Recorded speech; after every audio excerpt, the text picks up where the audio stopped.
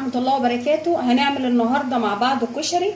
انا حطيت ميه وفيها ملح، وعقبال ما بعد ما غلت هحط بقى المكرونه. اضيف المكرونه كده، دي مكرونه عاديه خالص، وهنضيف مكرونه اسباجيتا مكسراها. هنعمل دلوقتي مع بعض العدس بجبه. حطيت الميه على النار وحطيت ملح كده،